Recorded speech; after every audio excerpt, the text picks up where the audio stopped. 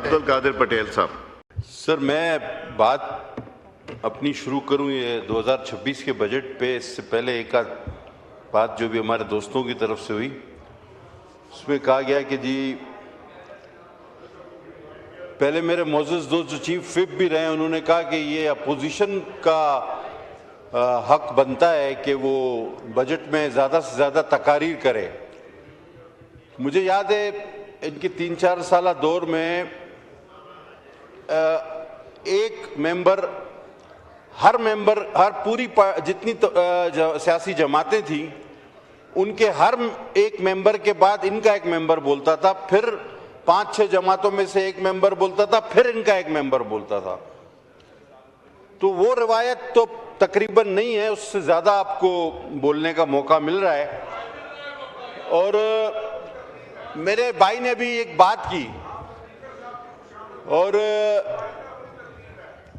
इन्होंने कहा कि जी आप इदारों की तारीफ बहुत ज़्यादा कर रहे हैं। सर, अब क्या करें, आलमी हालात में वाकई जिसने जो रोल निभाया है उसको एक्सेप्ट तो करना पड़ेगा। हम कम से कम अपने इदारों की तारीफ में ये तो नहीं कर रहे कि ये हमारे बाप हैं। अब ये किसने कहा था? और ये किसने कहा था कि फलां चीफ जनरल जैसा जो है मैंने ईमानदार जमहूरियत पसंद आदमी नहीं देखा, और उसको बाप दादा बनाना कम से कम हम इस हद तक नहीं गए। सर, बजट पे कोई ज्यादा डिजिटल गुफ्तगू मुझसे नहीं होगी। आदाद और फिगर मैंने देखे हमेशा, न कभी पूरे हुए हैं न कभी पूरे होंगे शायद। लेकिन आज जब हम ये इस बजट पे बात कर रहे हैं तो कुछ अहम हालात जो पिछले दिनों गुजरे उसका जिक्र किए बगैर अगर हम आगे चले जाएं तो यकीनन ज्यादती होगी।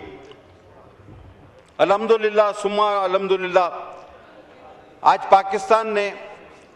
पाकिस्तान की सियासी और अस्करी क़यादत ने वो काम कर दिखाया जो सदियों याद रखा जाएगा। हो सकता है इस हुकूमत से किसी को बुग़्ज़ हो, किसी शख्सियत से किसी को हसद हो, जलन हो, लेकिन अगर आप लार्जर पिक्चर में इसको देखेंगे तो पाकिस्तान का ये वो कारनामा है, तीसरी एटमी जंग अजीम से बचाने वाला पाकिस्तान इस दुनिया को, कि ये सदियों याद रखा जाएगा। आपको शख्सियत से इतराफ हो सकता है। अब मैं क्या करूं कि इस फिल्म का हीरो जो है वो हीरो है। इस फिल्म में जो हीरो बन गया वो हीरो है, हम कुछ कर नहीं सकते। आप कितना भी कुछ चाहे जोर लगा ले, लेकिन जिसका मरकजी किरदार है वो चीफ है, वो सीडीएफ है। आपको वो अच्छा लगे बुरा लगे, वो chief of defence civil forces, हमारा जो है डिफेंस फोर्सेस का चीफ है। आसिम मुनीर साहब इस फिल्म के हीरो हैं, तो वो रहेंगे, आप चाहे ना चाहें। सर, इससे पहले अल्हम्दुलिल्लाह सुम्मा अल्हम्दुलिल्लाह फिर कहूंगा कि हमने अपने रवायती दुश्मन को भी धूल चटाई। और अगर आप देखें तो इस गुज़िश्ता 1-1.5 साल में पाकिस्तान एक नई पहचान लेके उभर रहा है। एक नया पाकिस्तान इमर्ज हो रहा है, जिसका नारा कोई और लगाता था कि नया पाकिस्तान। ये है असल में नया पाकिस्तान, जो इंडिया को भी शिकस्त दे सकता है, जो दुनिया को भी जंग से बचा सकता है। ये है नया पाकिस्तान। तो बहरहाल मैं मुबारकबाद दूंगा अपनी अस्करी क़यादत को, सियासी क़यादत को, कि सबने मिलके इस मुल्क को इस कामयाबी से हमकिनार किया। अब सर, ये इस बजट से पहले आप और हम देख रहे थे कि घंटों बहस हो रही थी, और शायद कुछ मौका परस्त इसमें हर बार की तरह एक दरमियान का रास्ता भी ढूंढने के चक्कर में थे कि कोई झगड़ा होगा, कोई 28वीं तरमीम, कोई 29वीं तरमीम, कोई 31वीं, कुछ तो 41वीं तरमीम तक चले गए। लेकिन अगेन मैं सल्यूट करूंगा इस ऐवान में मौजूद सियासी पार्टी के कायदीन को कि बगैर किसी तरमीम और बगैर किसी झगड़े, बगैर किसी एनएफसी को छेड़े, बगैर किसी सूबाई हुकूक को छेड़े, आज पाकिस्तान इस बजट को यहां पर पास करने जा रहा है, और बगैर किसी आईनी तरमीम। ये बात घंटों इस पर टीवी में आप देखें सर, आजकल पता नहीं 200 चैनल हैं, 200 चैनल पे 400 एंकर हैं और 400 एंकर पे 800 तजिया निगार हैं, 800 तजिया निगारों के साथ जो फोन पे लेते हैं वो 2000 हैं। तो ये 15-20 हजार लोग जो ये बातें कर रहे थे वो तो कोई बात ही नहीं हुई। आज तो हम जो है थोड़ा बहुत बस ये ले दे करके ये बजट पास कर रहे हैं। और पाकिस्तान पीपल्स पार्टी पे एक इल्जाम लगाया जा रहा था कि जी आप लोग सौदेबाजी करेंगे, ये करेंगे, वो करेंगे। हमारा बड़ा वाज़ेह मौक़िफ़ है कि मुल्क के मफाद में यस हम सारे सौदे करेंगे, किसी पार्टी के मफाद में नो, हम कोई सौदा नहीं करेंगे। ये रोज़े अव्वल से हमारा स्लोगन था, हमारा स्टांस था, आज भी है। और अल्हम्दुलिल्लाह मैं अपनी क़यादत जनाब आसिफ अली ज़रदारी और बिलावल भुट्टो साहब को मुबारक देता हूं कि उन्होंने इसको कामयाबी से हमकनार किया। अब सर ये ग्रोथ, जीडीपी, रिजर्व बढ़ गए, हमारा हदफ ये था, ये इस साल का हदफ है, ये हम हर साल बातें करते हैं, ना कभी हदफ पूरा हुआ, ना कभी जीडीपी सही होती है और ना कभी रिजर्व की सही निशानदेही की जाती है। सर मेरे नजदीक ये तमाम चीजें बेमायने। अगर अवाम को खाने पीने की अशिया गरीब अवाम को मिल रही हैं, बच्चे स्कूल जा रहे हैं, घर में बिजली गैस मौजूद है, रोजगार है, गरीब खाना खा रहा है, तो आपकी जीडीपी का कोई भी फिगर हो सर वो मुल्क ठीक है, सब कुछ ठीक है, रिजर्व भी ठीक है। अगर ये चीजें नहीं है, जो कि बदकिस्मती से आज नहीं है, तो आप कोई भी फिगर हमें दे दें, इसका मतलब है आपका निजाम, माशी निजाम ठीक नहीं चल रहा, आपकी फिगर कोई भी हो। और फिर हदफ, ये बड़ा एक मजाहिया काम होता है कि आप कहते हैं कि जी हमारा हदफ जो है ये फला है, और उसके फर्ज कर लीजिए आप कहते हैं कि हमारा हदफ जो है वो 100 किलोमीटर दौड़ना है, फिर आप साल के आखिर में कहते हैं जी मैं 1 किलोमीटर दौड़ा, फिर गिर गया था, बाकी 99 बाकी है, इंशाल्लाह अगले साल भाग लूंगा। वो भाई जब तुमसे चला ही नहीं जाता तो हदफ इतना बड़ा क्यों रखते हो? तो ये हदफ वगैरह जो है सर ये कुछ भी नहीं। हम सारा टैक्स, वो गरीब जो बेचारा टीवी देख रहा है, हमारी बहस और तकरार सुन रहा है, वो समझ रहा है कि इस पे टैक्स लग रहा है, उस पे नहीं लग रहा है, इस पे कम हो रहा है, उस पे ज्यादा हो रहा है। उसको ये पता नहीं है कि लेवी की सूरत में, इनडायरेक्ट टैक्स की सूरत में, मोबाइल कार्ड खरीदे या माचिस खरीदे या सिगरेट खरीदे, हम इस टैक्स का सबसे बड़ा हिस्सा उस गरीब से ले लेते हैं जिस बेचारे को ना रिटर्न फाइल करना आता है, ना अपना टैक्स रिक्लेम करना आता है। जो नॉन फाइलर है, इसका सबसे बड़ा हिस्सा हम उस गरीब से ड्रा कर लेते हैं जिस बेचारे को इस निजाम का कोई पता ही नहीं। यकीनन ये सारा जुल्म है। अब सब 7% आपने तनख्वाह बढ़ाई है। वजीर खजाना साहब अभी तशरीफ ले गए, आ जाएंगे थोड़ी देर में। ये किस तरह अलहाम हुआ आपको कि 7%, 25% बढ़ाई जाती थी, 50% भी बढ़ाई गई। ये 7% क्या लकी नंबर 7 आपने लॉटरी निकाली है इसकी? महंगाई तो इससे कई गुना ज्यादा बढ़ी। तो ये 7% किस तरह निकाला गया, किस चीज का निचोड़ है, मेहरबानी फरमा के हमें यह बताया जाए। अगर आप 25-50 नहीं कर सकते तो कम से कम राउंड फिगर कोई 10, 15, 20 तक तो चले जाएं। ये 7 कहीं भी एग्जिस्ट नहीं करता। और आपने तनख्वाहदार की तनख्वाह 39,000 से 41,000 कर दी। तो सर साथ में इन सबको एक एक अलमारी, एक तिजोरी भी तो दे, इतना पैसा ही रखेंगे कहां? ये जो खजाना जमा करेंगे इस दौर में, तो इन सारे मुलाजमीन को, सरकारी मुलाजमीन को कुछ न कुछ जमा करने के लिए तिजोरियां भी जरूर फराम की जाएं। अब एक वजीर साहब हमारे प्रोफेसर टाइप पे अभी मौजूद थे, वो कहते हैं कि आप इंतशार मत फैलाएं, आवाम को समझाएं कि महंगाई क्यों हो रही है। अब ये वही बात है कि बकरे को समझाओ कि तुम्हें ज़बह क्यों किया जा रहा है। अब आप उसको बोलो कि सुन्नत इब्राहिमी है तो क्या बकरा खुद ही लेट जाएगा? या आप बोलो ईद का दिन है या मुझे गोश्त चाहिए, भाई उसको तो अपने जान की पड़े। अब गरीब को वो कहते हैं आप समझाओ कि महंगाई क्यों हो रही है। मुझे सर ये बात बिल्कुल समझ नहीं आती। अगर किसी और को समझ आती है तो मैं तालिब इल्म रहूंगा उनका। आपने सर ये आईपीपीस की बिजली तो आप खरीद नहीं पा रहे, आपके पास सरप्लस है, आप उसके पैसे दे रहे हैं, मुल्क खसारे में जा रहा है। मुझे समझ नहीं आती आपने इतने पैसे ये सारे डैम्स पर क्यों रखे। यानी इस वक्त जो बिजली मौजूद है उसके तो आप बगैर इस्तेमाल किए पैसे दे रहे हैं और सारे पैसे आपने डैम्स पर रखे। हो सकता है कि इसके पीछे कोई आपका अक्ल हो, कोई आपकी प्लानिंग हो, तो मुझे बताया जाए कि शायद वो जब आईपीपीस के कॉन्ट्रैक्ट खत्म हो जाएंगे तो फिर आप डैम से बिजली लेंगे या आप वाटर रिजर्वायर बना रहे हैं, तो समझ में आता है। अब सर एक और अजीब मजाक किया इन्होंने कि सोलर पैनल पे कहते हैं टैक्स हमने जो है ना कम कर दिया, खत्म कर दिया, लेकिन इन्वर्टर पर टैक्स रहेगा। अब सर बल्ब पर टैक्स खत्म कर दे, तार पर टैक्स लगा दे, बगैर तार के बल्ब कैसे जलेगा? ये कौन सा काम है? मतलब अगर आपने लगाना है तो लगाएं, लेकिन हमें बेवकूफ बनाने की तो कोशिश ना करें ना सर। हम मानते हैं कि मुल्की हालात के तहत दिफा और दाखिला पे कोई समझौता नहीं होना चाहिए और ना ही हम उसकी मुखालफत करते हैं। और सर इस रिकॉर्ड पे कि लास्ट बजट स्पीच में मैंने कहा था कि हम कोई मईशत दान नहीं, लेकिन फिक्स टैक्स आप लगाएं, आपको फायदा होगा। और इस बार आपने छोटे दुकानदारों पर लगाया और देखें आपको फायदा हुआ।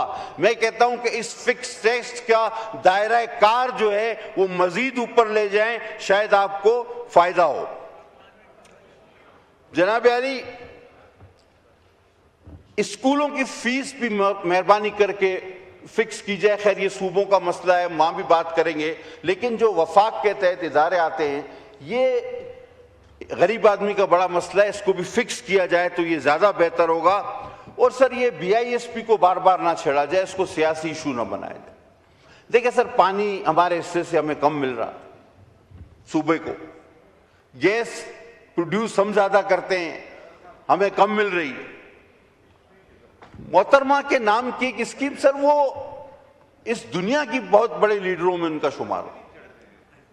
और अगर आपको उनके नाम से ही नफरत है, जिस तरह आपने एयरपोर्ट का नाम चेंज कर दिया, तो आप सीधी बात कहें, लेकिन खुदा के वास्ते इसको सियासी इशू न बनाएं।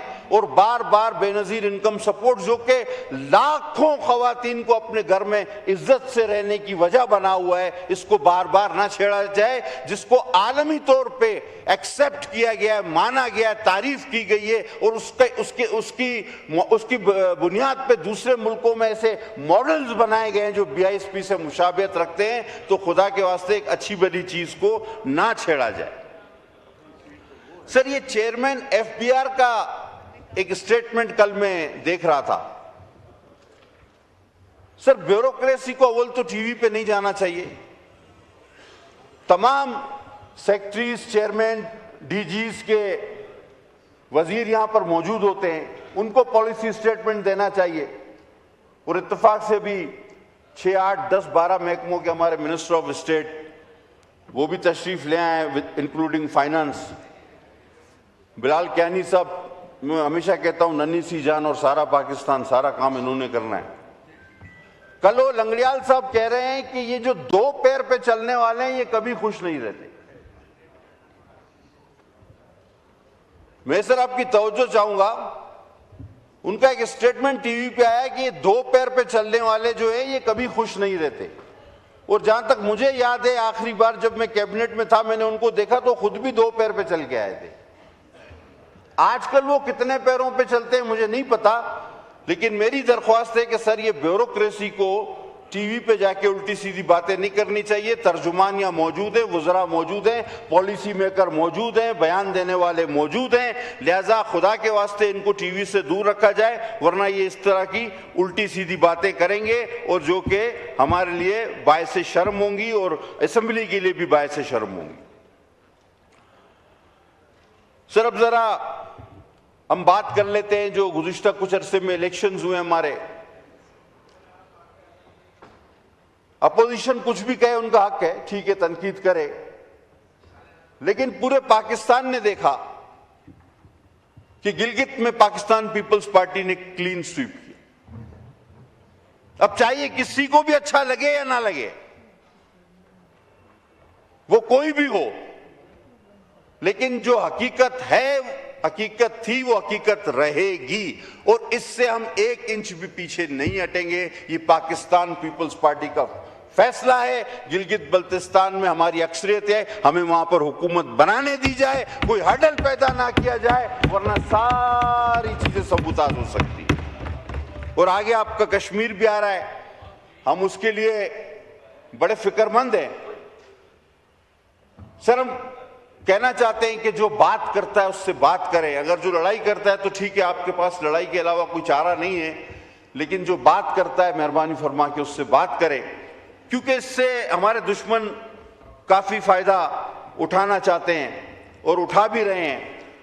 तो हम समझते हैं, हमारी पार्टी का ये मौक़िफ़ है कि कश्मीर को थोड़ा सा दूसरी जो हमारे इलाकाई मसाइल हैं उनसे हट के देखा जाए और इस पर कोई वाज़े हिकमत अमली की जाए। सर, अब मुझे अंदाजा है कि इससे पहले कि आप मुझे टोकें और मैं खुद साइड होना शुरू कर देता हूं,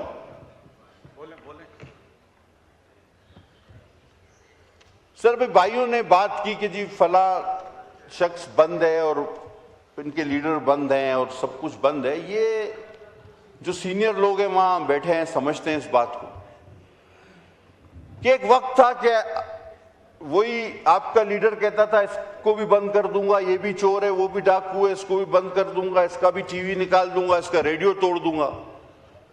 उस वक्त दूसरे बंद थे, आज बाकी सारे बाहर हैं, वो बंद है।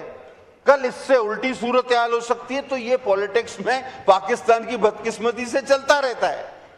तो इसको बेयर करें, इसको आगे बढ़ाएं और 2018 का इलेक्शन भी नजर में रखें कि आपको भी बड़ी मदद मिली, खुलेआम मिली और आपको लाया गया। सर, हमारे पाकिस्तानी कुछ यरगमाल हैं, मैं चौथी बार आपके सामने सर ये गुजारिश रख रहा हूं। सोमालियों ने सर अभी तक 2 माह हो गए 10 पाकिस्तानियों को यरगमाल बनाया हुआ। मैं चौथी बार आपके सामने अर्ज कर, अभी तक कोई वाज़े policy statement ministry of foreign affair की तरफ से नहीं आया। सर, वो भी किसी के भाई बच्चे हैं, उनकी फैमिलीज भी हैं, सर वो बहुत परेशान है। उसमें 6 का ताल्लुक कराची से और बाकी ताल्लुक कहीं और से। सर, मैं चाहूंगा कि इस सिलसिले में आप अपना किरदार अदा करें और मिनिस्ट्री ऑफ फॉरेन अफेयर को कम से कम इतना तो कहें कि जी आपने अभी तक क्या किया है, आप किस स्टेज पे हैं, आप उन 10 पाकिस्तानियों को छुड़ाने के लिए क्या करना चाह रहे हैं और अब तक आपने क्या किया है, कम से कम हमें पता तो चले। इस पे कोई चौथी बार मेरे बात करने के बावजूद कोई भी बात सामने नहीं आई। सर, कराची का एक वाकया था बड़ा सोचनाक, उस पर अदालती फैसला आ गया। जिन पर इल्जाम था उनको रिहा कर दिया गया। यकीनन अदालतों ने सबूत और शवाहिद जरूर देखे होंगे। 260 लोग उसमें सर जल के मर गए। अब अगर जिन पे इल्जाम था उनको बरी कर दिया, ठीक है, ये फैसला तो अधूरा हुआ सर।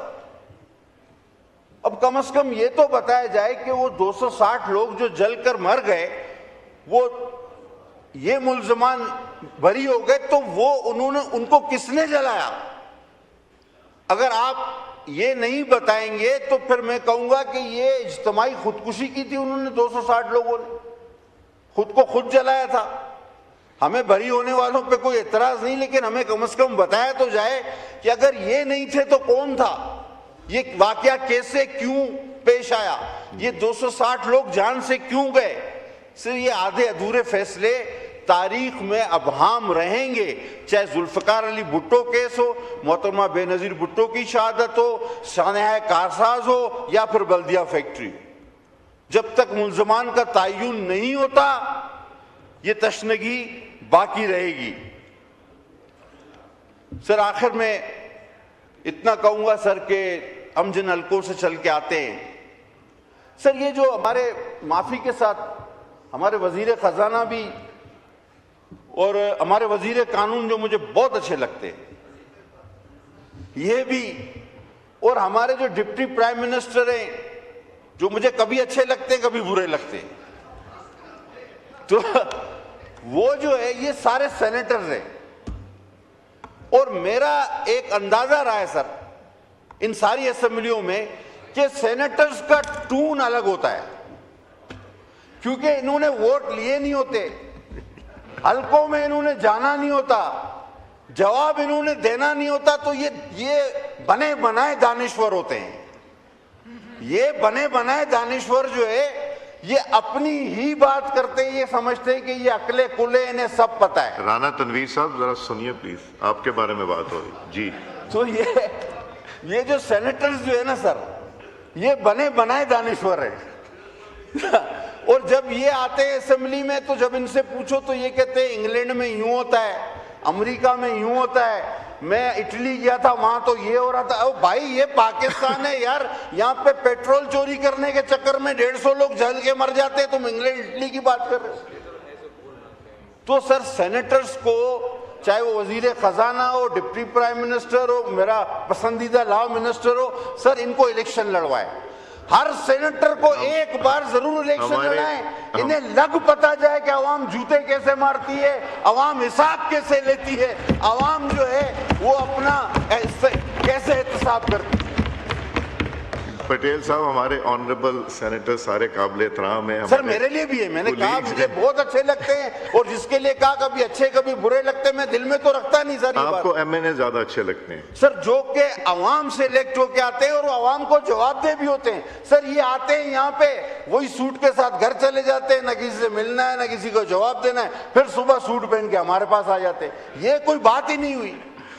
हम लोग तो सर वहां हमारा एहतसाब तो कयामत तक का अभी तक हो चुका है। जब हल्के में जाते हैं तो बोलते पेट्रोल का क्या हुआ, गैस का क्या हुआ, तुम तो भाई गाड़ी में घूम रहे हैं, हम तो, हमारा तो साइकिल खराब हो गया, हमारी तो सर हालत ही खराब हो गई। वाइंड अप करें प्लीज। सर चल ठीक है सर, वाइंड अप का आप कहते तो मैं कर लेता हूं। सर मुझे कल की तकरीरें जो है ना सर, अब खुदा को गवाह हाजिर नाजिर करके सब भाई बैठे, कल वजीर दिफा साहब ने और प्राइम मिनिस्टर ने ईरान की बड़ी तारीफ की, और ईरानी सफीर भी वहां मौजूद थे। कब मुसलमानों का सर फखर से बुलंद कर दिया, क्या लड़ाई की अमेरिका से, घुटने पे टेकने पे मजबूर कर दिया। मुझे आज वो दिन याद आ रहा है जब ये जंग शुरू हुई थी, एक हू का आलम था दोनों जानिब, पूरे ऐवान को पता ही नहीं था कि हम लोगों को अमेरिका की हिमायत कर रही है ईरान की, और अगर किसी की गलत हिमायत कर दी तो फिर सोटी कौन खाएगा बाहर जाएगा। अल्हम्दुलिल्लाह सर, सुम्मा अल्हम्दुलिल्लाह, मैंने खड़े होकर कहा था कि आज इस्लाम के सबसे बाकिरदार शख्स सैयद खामनाई को शहीद कर दिया गया, और पाकिस्तान को ईरान के साथ खड़ा होना चाहिए, क्योंकि हम मुनाफिक नहीं, हमारे दोस्त का दोस्त हमारा दोस्त, हमारे दोस्त का दुश्मन यानी इजराइल हमारा दुश्मन। अल्हम्दुलिल्लाह हमने पहली तकरीर बबांगे दौल की थी, और उसके बाद मीडिया में भी ये बात चली, फिर मीडिया ने भी अपनी लाइन ड्रॉ की, सोशल मीडिया ने भी अपनी लाइन ड्रॉ की, और ये सब बड़े बड़े मुकर्रर सेनेटर और जो वजीर, जो मैं भी कह चुका, ये बात करने से डर रहे थे कि बोले क्या, किसकी तरफ जाएं, जब तक पूछ ना लेके राइट चलना है या लेफ्ट चलना है। लेकिन इंसान की क्लियरिटी होनी चाहिए।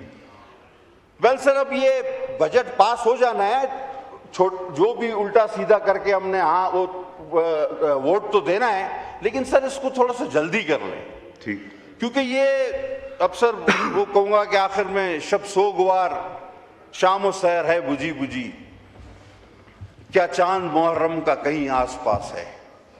सर शहादत इमाम हुसैन के दिन शुरू होने वाले हैं, मेरी आपसे गुजारिश है कि तकरीरें कम करके वैसे भी पास हो जाना है, तो इसको पास कर लें। मौला की शहादत है सर, बड़ी मेहरबानी, बहुत बहुत शुक्रिया। हमने पटेल साहब चेयरमैन फाइनेंस कमेटी नवीद कमर साहब को रिक्वेस्ट किया है कि हमारे ऑनरेबल कोलीग्स जो हैं वो जाना भी चाहेंगे अपने हलकों में, इलाकों में और मजालिस वगैरह अटेंड करने के लिए तो इंशाल्लाह वो जल्दी रिपोर्ट देंगे। मगर आज हमारे सेनेटर साहिबान दो तशरीफ़ रखते हैं, एक लॉ मिनिस्टर साहब जो आपको बहुत पसंद हैं, एक हमारे क्लाइमेट चेंज के दोनों ने शलवार कुर्ते पहने हुए हैं, टाई उतारी हुई है, उनको पता था आप क्या गुफ्तगू करेंगे।